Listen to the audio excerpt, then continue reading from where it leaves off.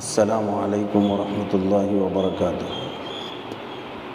الحمدللہ، رمضان المبارک کا یہ دوسرا عشرہ بھی اب تقریباً قریب الختم ہے، اور آخری عشرے کی اہم عبادت جسے سب سے زیادہ وصول کرنے کے لیے کوششیں کی گئی اور اللہ کے رسول صلی اللہ علیہ وسلم نے جس کے بہت زیادہ اہتمام فرمایا ہے، وہ آخری عشرے میں شب قدر کو تلاش کرنا ہے۔ اور ظاہر ہے کہ شب قدر کو اگر حاصل کرنا ہے تو یکسوئی کے ساتھ اس کے لیے وقت درکار ہے، اس لیے اعتکاف مقرر کیا گیا ہے۔ عام طور پر لوگ اعتکاف ہی نہیں کرتے ہیں۔ اعتکاف کی اہمیت سمجھنے کی ضرورت ہے تاکہ اعتکاف کو صحیح انداز میں کیا جا سکے۔ پہلی بات تو بہت سارے لوگ اعتکاف کرتے ہی نہیں ہیں۔ بہت سی مسجدوں میں لوگ بالکل بوڑھا آدمی جو عبادت کے برابر سے قابل نہیں رہا یا کوئی معذور ہے، ایسے لوگوں کو مسجدوں میں بٹھا دیا جاتا ہے، اور عام طور پر نوجوان اور عام لوگ اس کی فکر نہیں کرتے کہ اعتکاف کتنا ضروری ہے۔ یہ بات اچھی طرح معلوم ہونا چاہیے کہ اعتکاف کرنا سنت مؤکدہ علی الکفایہ ہے۔ علماء نے لکھا ہے کہ اعتکاف ہر محلے کی، بعض علماء نے یہاں تک بات کہی ہے، ہر محلے کی مسجد پر اعتکاف سنت مؤکدہ علی الکفایہ ہے، اور جو حکم تراویح کا ہے تقریباً ایسا ہی اعتکاف سے متعلق بھی ہے۔ لہٰذا فکر یہ ہونی چاہیے کہ ہر محلے کی ہر مسجد میں اعتکاف کیا جائے، کوئی مسجد اعتکاف سے خالی نہ رہے۔ اعتکاف کی حقیقت کیا ہے؟ دین اسلام میں رہبانیت کی گنجائش نہیں ہے۔ پہلے زمانے میں لوگ رہبانیت یعنی گھر بار چھوڑ کر سب سے الگ تھلگ زندگی گزارا کرتے تھے اور ساری عمر تنہائی میں عبادت کر کے مشقت کے ساتھ رہا کرتے تھے۔ دین اسلام میں اس طرح رہنے کی اور رہبانیت کی قطعاً گنجائش نہیں ہے، لیکن ہمیں بھی گویا 10 دن اعتکاف میں بٹھا کر حکم دیا گیا کہ تم اپنے زندگی میں احساس پیدا کرو کہ اس 10 دن کی مشقتوں اور محنتوں والی زندگی کو دیکھو، اور پھر سوچ لو کہ پچھلے لوگوں کا ایک طبقہ ہمیشہ کے لیے اس طرح سخت زندگی گزارتا تھا اور بالکل رہبانیت والی زندگی وہ اختیار کیا کرتا تھا۔ یہ ہم پر اللہ کا کس قدر انعام ہے کہ معمولی مشقت پر ان سے بڑا اجر و ثواب سے نوازنے کے لیے اللہ تعالیٰ نے یہ 10 دن کا اعتکاف ہمارے حق میں مقرر فرمایا ہے۔ نیز اعتکاف میں بیٹھنے والے کی مثال اس آدمی کی طرح ہے جو بادشاہ کے دروازے پر پڑا رہتا ہے اور اپنی درخواست کو مسلسل پیش کرتا رہتا ہے۔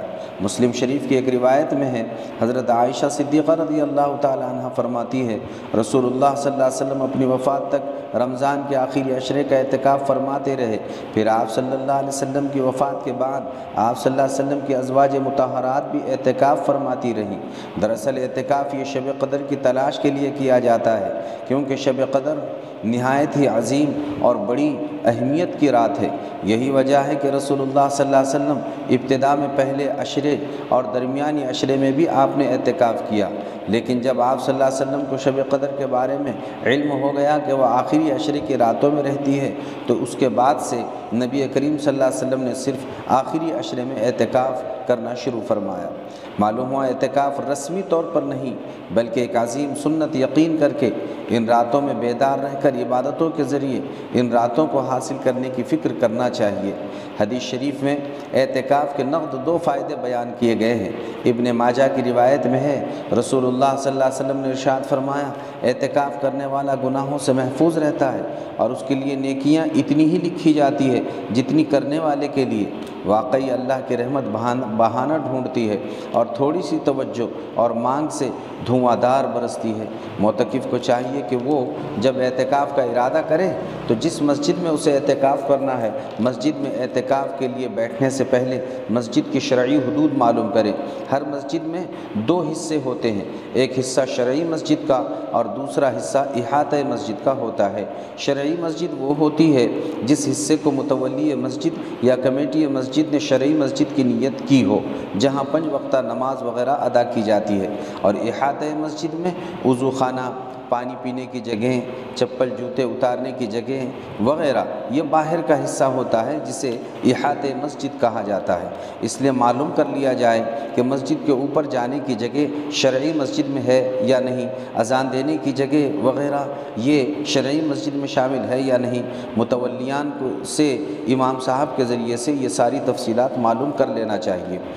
جب آپ کا ارادہ مکمل طور پر اعتکاف کا ہو گیا تو معتکف کو چاہیے کہ اعتکاف میں جانے سے پہلے اچھی طرح سے اپنے گھر پر گھس مل کر نہا لے اور پوری طرح سے بالوں، ناخن وغیرہ کی مکمل طور پر صفائی کرے، اس وجہ سے کہ جب آپ اعتکاف میں بیٹھے تو علماء کی رائے یہی ہے کہ جمعہ کے غسل کے لیے بھی باہر نہیں نکلنا چاہیے۔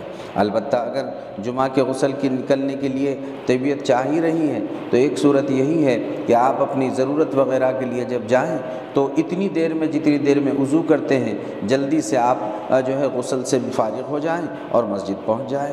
بہرحال جب آپ کا ارادہ اعتکاف کا ہو ہی جائے تو 20 رمضان المبارک کو بعد نماز عصر مغرب سے پہلے اپنی اعتکاف کی جگہ پہنچ جائے۔ امسال سن 1443 ہجری اپریل کے رمضان کو 20 رمضان 22 اپریل بروز جمعہ کو ہے، لہٰذا اعتکاف کے لیے 22 اپریل 20 رمضان بروز جمعہ کو بعد نماز عصر مغرب سے پہلے مسجد میں پہنچ جانا چاہیے۔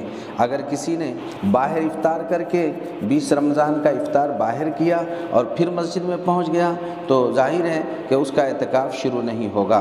مسجد میں اعتکاف کی نیت اس طرح کریں: بسم اللہ دخلت وعلیہ توکلت ونویت سنت الاعتکاف۔ اردو میں اتنا کہنا بھی کافی ہے، میں سنت اعتکاف کی نیت سے مسجد میں داخل ہوتا ہوں۔ پھر مسجد میں داخل ہونے کی دعا پڑھ کر پہلے مسجد میں سیدھا قدم رکھیں اور مسجد میں داخل ہو کر سلیقے سے اس طرح اپنا سامان رکھیں کہ اپنی وجہ سے کسی کو تکلیف نہ پہنچے۔ اب آپ کا اعتکاف شروع ہو گیا۔ اعتکاف میں ان 4 باتوں کا خصوصی طور پر خیال رکھیں۔ نمبر 1، مسجد کے آداب کا مکمل خیال رکھا جائے کہ مسجد میں آپ کی کوئی بے ادبی نہیں ہونا چاہیے۔ مثلا مسجد میں ہنسی مذاق نہ ہو، دنیاوی بات چیت نہ ہو، موبائل کا زیادہ غیر ضروری استعمال نہ ہو، وہاں پر اونچے آواز سے بات نہ کی جائے۔ مسجد کا پورا اہتمام کیا جائے، حدود مسجد میں رہ کر شرعی مسجد میں رہ کر شرعی مسجد کا خصوصی پاس و لحاظ ہونا چاہیے۔ نمبر 2، مسجد میں ہر قسم کے چھوٹے بڑے گناہوں سے اپنے آپ کو بچانے کا خوب اہتمام کیا جائے۔ مثلا آپ سے غیبت نہ ہو، چغلی نہ ہو، گناہوں کی کوئی پروگرام آپ کے دل میں نہ انجام پا رہے ہو، مسجد میں بیٹھ کر ایسی کوئی بات آپ سے صادر نہ ہو جس سے گناہ لازم آتا ہے، چونکہ یہاں پر گناہوں کا وبال دگنا ہو جاتا ہے۔ نمبر 3، عشر اخیرہ کی تمام عبادتوں کو مکمل طور پر وصول کرنے کی فکر کی جائے۔ مثلا ظاہر ہے تراویح تو مکمل پڑھ ہی رہے ہیں اور 5 وقتہ نمازیں پہلے بعد کی سنتوں کے اہتمام کے ساتھ، اور اسی طرح سے آپ جو ہے دوسری نوافل جو زوائد ہے، مثلا اشراق، چاش، اوابین، اس کے علاوہ صلاۃ التسبیح، تہجد، ان تمام نمازوں کو خصوصی طور پر اہتمام کیا جائے۔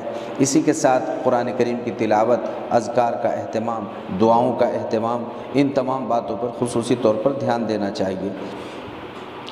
نمبر 4، ان تمام باتوں سے بچیں جن سے اعتکاف ٹوٹ جاتا ہے، اور ان سے بچنے کا خصوصی طور پر اہتمام کیا جائے۔ ظاہر ہے اتنی محنتوں سے 10 دن کے لیے ہم تمام چیزوں کو چھوڑ کر اپنے گھر دار کو اور بال بچوں کو چھوڑ کر مسجد میں بیٹھے ہیں، اور پھر معمولی باتوں سے اگر اعتکاف توڑ رہے ہیں تو یہ بہت ہی ہمارے لیے نقصان کی بات ہے۔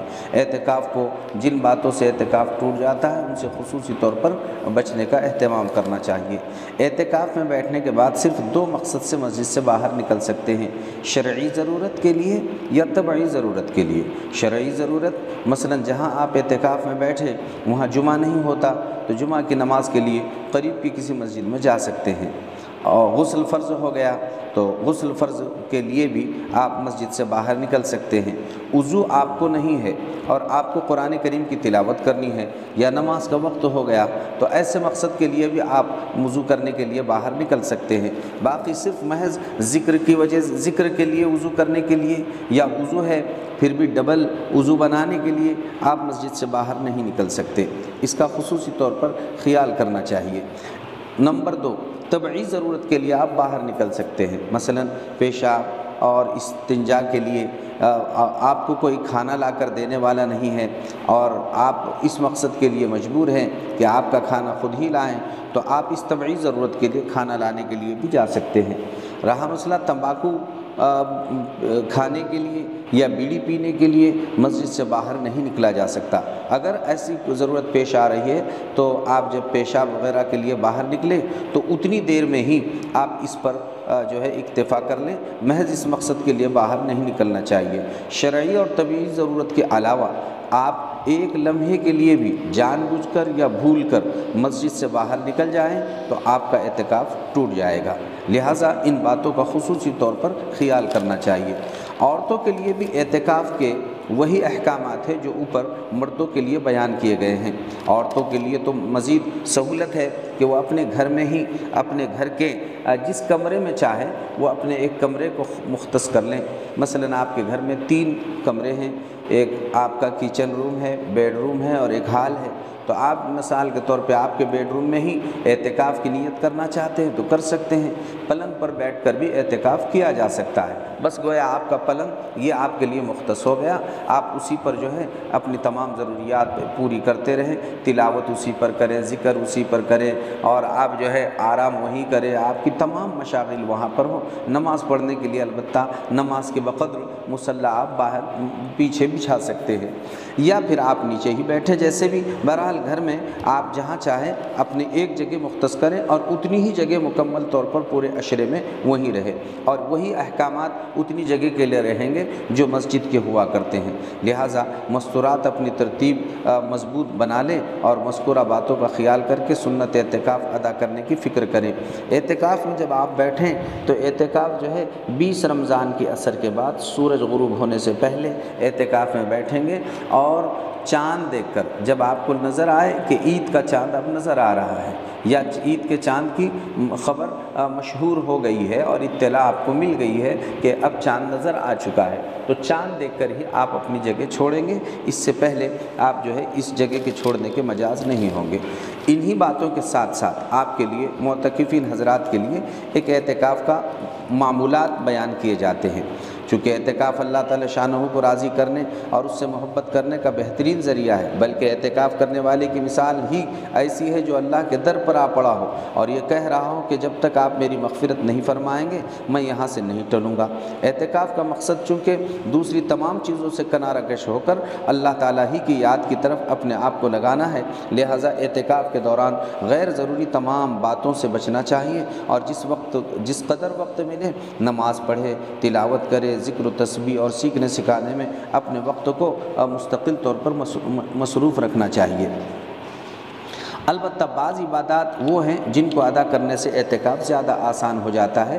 آپ اپنے اعتکاف میں اپنا نظام العمل بنائیے اور نظام العمل میں ان عبادتوں کو شامل فرما لیجئے تو انشاءاللہ اس سے آپ کو بڑا نفع ہوگا۔ نمبر 1، قرآن کریم کی کثرت سے تلاوت۔ اگر آپ روزانہ 3 دن میں ایک قرآن پڑھا جا سکتا ہو تو آپ روزانہ جو ہے 10 پارے قرآن کریم کے پڑھ لیں اور 3 دن میں قرآن کریم کو ختم کرنے کی فکر کریں، ورنہ عشرے میں ایک قرآن کی تکمیل تو کر ہی لینا چاہیے، یعنی روزانہ 3 آپ جو ہے معمول اپنا بنا لیں 3 پارے پڑھنے کا، انشاءاللہ اس سے بھی آپ کو بڑا فائدہ ہوگا۔ حتیٰ کہ جن کو قرآن پڑھنا ہی نہیں آتا وہ لوگ بھی روزانہ کلام پاک بھی ہاتھ میں لیں اور قرآن کریم کو دیکھ کر سورہ فاتحہ ہی صحیح 10-20 مرتبہ اندر دیکھ کر پڑھنے کا اہتمام کریں۔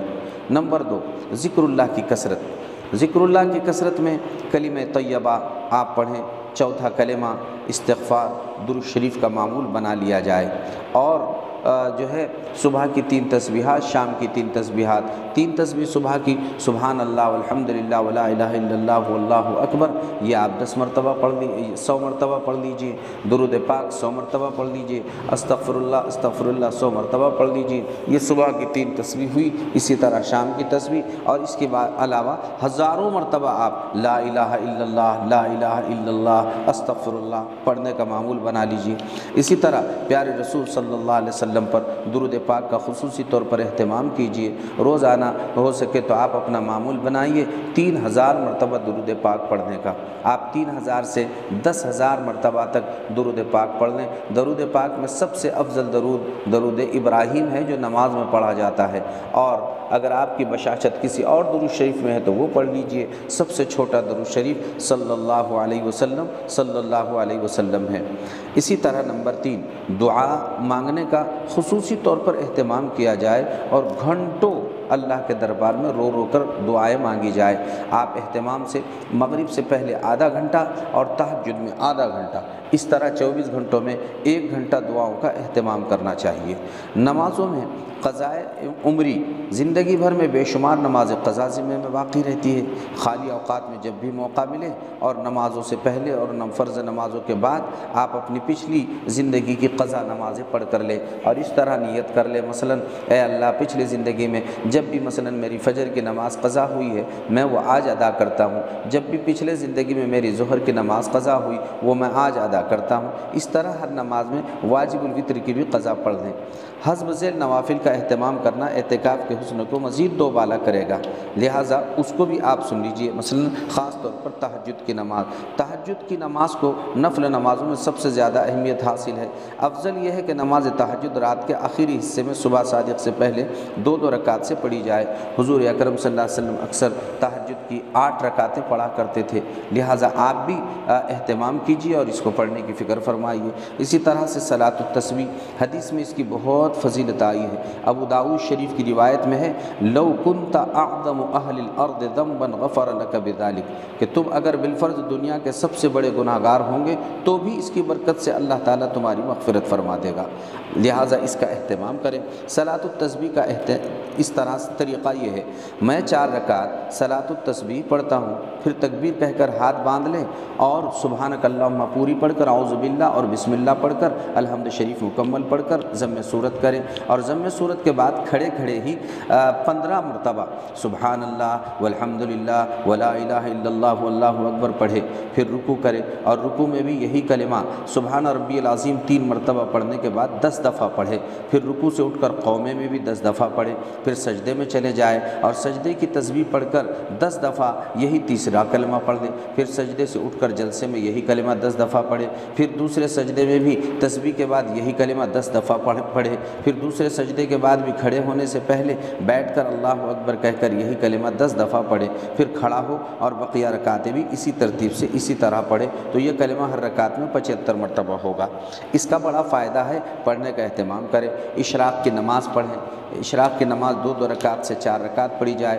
چاشت کی نماز، چاشت کی نماز یہ ہوتی ہے کہ جب سورج اچھی طرح نکل آئے اور اس پر نگاہ نہ جم سکے تو اس وقت نوافل پڑھی جائیں جن کی کم سے کم مقدار 2 رکعت ہوتی ہے، زیادہ آپ جتنی چاہے پڑھیں، اس میں کوئی حرج نہیں ہے۔